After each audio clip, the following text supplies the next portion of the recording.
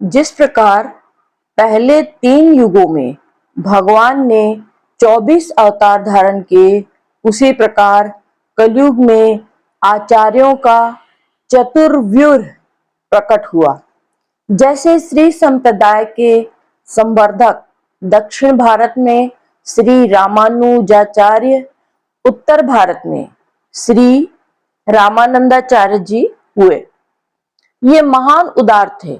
शरणागतों को अपनाने में इनका दृष्टिकोण संकुचित न था।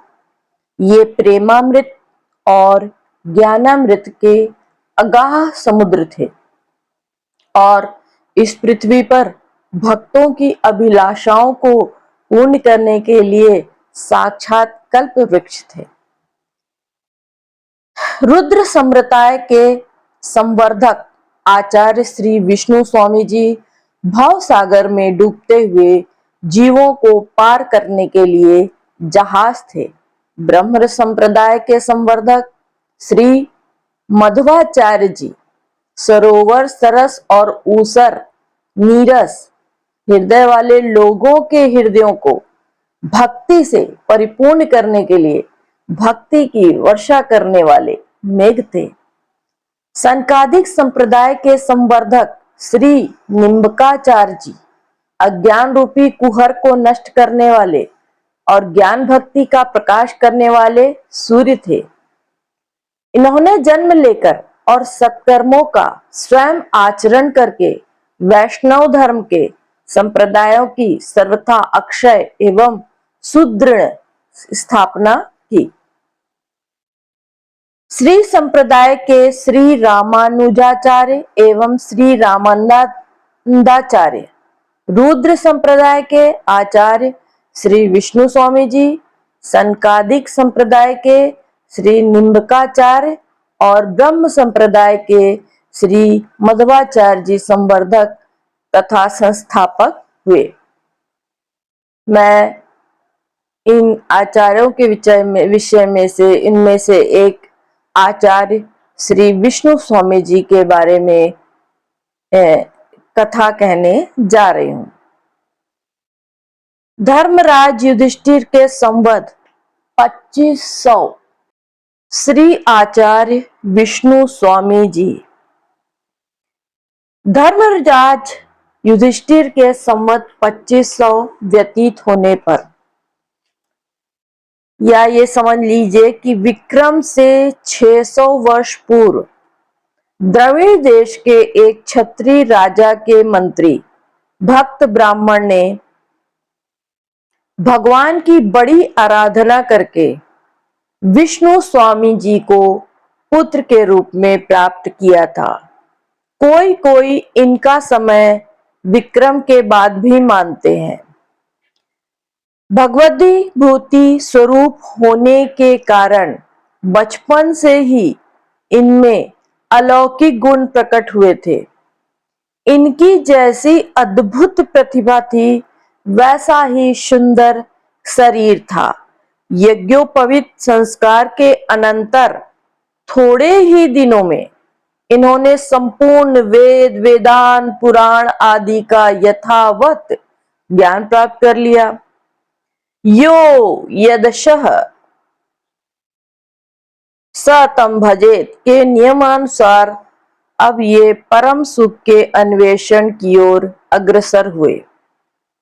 इन्होंने मर्त्यलोक से लेकर ब्रह्मलोक पर विचार किया, परंतु इन्हें इनके अभिष्ट वस्तु के दर्शन नहीं हुए। इनकी उपासना बहुत दिनों तक बड़ी श्रद्धा भक्ति के साथ एक सी चलती रही, परंतु अभिलाषा पूर्ण न हुई। अब इन्होंने भगवत वियोग में अन्न जल का त्याग कर दिया, परंतु भगवत सेवा पूर्ववत चलती रही। 6 दिन बीत गए, शरीर शिथिल पड़ गया, परंतु उत्साह में न्यूनता नहीं आई। 7वें दिन इनकी विरह व्यथा इतनी तीव्र हो गई कि इन्हें एक एक क्षण कल्प के समान जान पड़ने लगा। जीना भार स्वरूप हो गया। तब इन्होंने अपने शरीर को विरहाग्नि में जला देने का निश्चय किया। इसी समय इनका हृदय प्रकाश से भर उठा और भगवत प्रेरणा से आंखें खुलने पर इन्होंने भगवान श्याम सुंदर का सुरमुनि दुर्लभ दर्शन प्राप्त किया। उस समय इनकी जो दशा हुई वह सर्वथा अवर्णनीय है।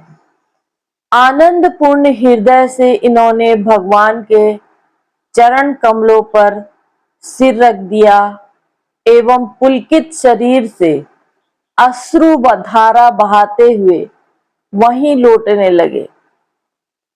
भगवान ने इन्हें निज कर कमलों से उठाकर ने हृदय से लगाया एवं इनके सिर तथा पीठ पर हाथ फेरकर कृतार्थ किया।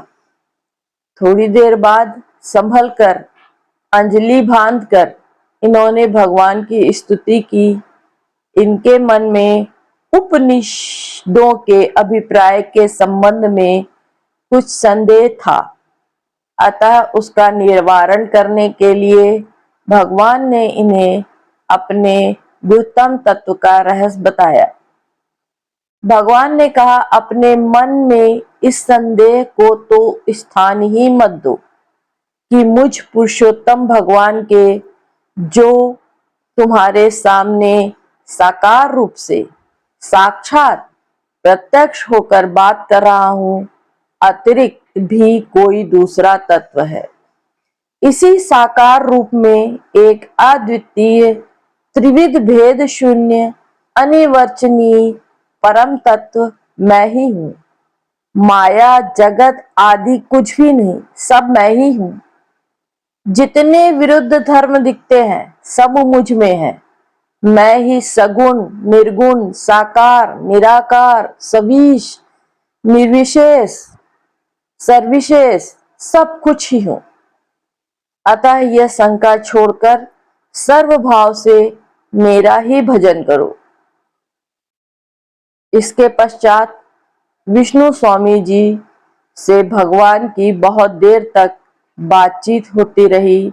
इन्होंने आग्रह किया कि अब आप अंतर्धान न हो, सर्वदा मुझे दर्शन दिया करें या अपने साथ ले चले। भगवान तो इनसे भक्ति का प्रचार कराना था, अतः एक मूर्ति बनाने वाले को बुलाकर दर्शन दिया और वैसी ही मूर्ति बनाकर स्थापित करके अर्चा सेवा करने का आदेश दिया और स्वयं उसमें प्रवेश कर गए। विष्णु स्वामी उस विग्रह को साक्षात भगवत रूप मानकर अर्चा पूजा करते हुए आनंद से जीवन बिताने लगे थे। ये श्री कृष्ण तवास्मी इस मंत्र का जप करते थे। भगवत दर्शन और भगवत आदेश के बाद विष्णु स्वामी भक्ति के प्रचार प्रसार में संलग्न हो गए। एक बार की बात है, अपने बहुत से शिष्यों को साथ लेकर आप भक्ति का प्रचार करते हुए भगवान जगन्नाथ जी का दर्शन करने और उनके धाम श्री जगन्नाथपुरी आए। उस समय महाप्रभु जगन्नाथ स्वामी का फूल डोल महोत्सव चल रहा था। भक्त दर्शनार्थियों की अपार भीड़ लगी थी।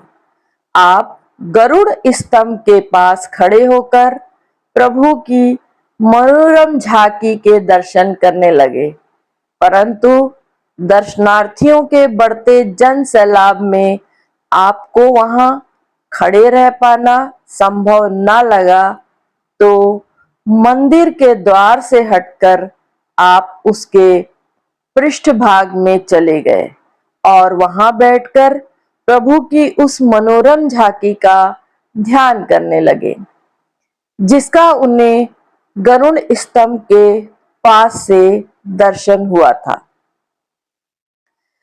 जितनी उत्सुकता भक्त को भगवान का दर्शन करने की होती है, उतनी ही उत्सुकता भगवान को भी अपने भक्त के दर्शन की होती है। वे तो अपने भक्तों के पीछे पीछे उनकी पाद रेणु के लिए दौड़ते हैं। भक्त विष्णु स्वामी का मुख्य द्वार से हटकर मंदिर के पीछे की ओर बैठना भगवान जगन्नाथ जी के लिए असह्य हो गया और उन्होंने उनके लिए मंदिर के पृष्ठभाग में भी द्वार बनाकर अपना दर्शन सुलभ कर दिया।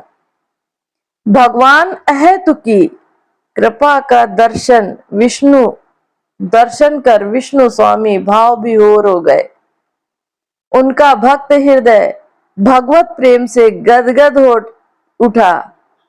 उधर दर्शनार्थियों को जब यह ज्ञात हुआ कि मंदिर के पृष्ठभाग में भी एक द्वार खुला है और उससे भी भगवान के दर्शन हो सकते हैं, तो वहां भी सहस्त्रों की संख्या में जन समुदाय पहुंच गया। अब विष्णु स्वामी इधर भी अत्यंत भीड़ भाड़ देखकर कुछ तो एकांत दर्शन हेतु और कुछ भक्तों पर कृपा करने के उद्देश्य से मंदिर के दक्षिण की ओर जाकर बैठ गए और वहीं अपने महाप्रभु का ध्यान करने लगे। फिर क्या था, मंदिर के दक्षिण भाग में भी एक द्वार प्रकट हो गया। जय श्री जगन्नाथ की। और विष्णु स्वामी वहां से भी प्रभु के दर्शन करने लगे।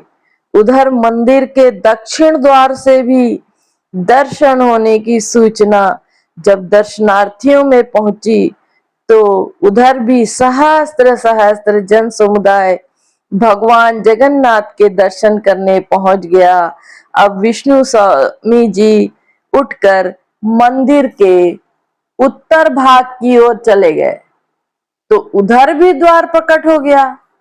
अब आश्चर्यमयी घटनाओं को देखकर लोगों का ध्यान विष्णु स्वामी जी की ओर गया और उन्हें यह विश्वास हो गया कि यह उच्च श्रेणी के सिद्ध संत महापुरुष हैं तथा इन्हीं के लिए स्वयं भगवान ने ही अपने मंदिर में चारों ओर द्वार प्रकट कर दिए हैं। तब वहां का असंख्य जन समुदाय इनके प्रति श्रद्धावनत हो उठा और उन्होंने भी उन सब को प्रभु की भक्ति का उपदेश दे कृत कर दिया। भगवत प्रेरणा से भक्ति की संवर्धना करते करते इनकी वृद्धावस्था आ गई। तब इन्होंने शास्त्र मर्यादा के रक्षण के लिए त्रिदंड संन्यास ग्रहण किया और भगवत वचिंतन करते करते ये भगवान की नित्य लीला में प्रवेश कर गए। शुद्धाद्वैत सिद्धांत के मूल प्रवर्तकाचार्य श्री विष्णु स्वामी जी है और इस सिद्धांत के विशेष प्रचारक तथा प्रसारक श्री वल्लभाचार्य महाप्रभु जी हैं। यह भक्ति मार्ग पुष्टि मार्ग भी कहलाता है। जय श्री जगन्नाथ, जय श्री हरि। खुश रहिए हमेशा, भगवान आप पर कृपा कर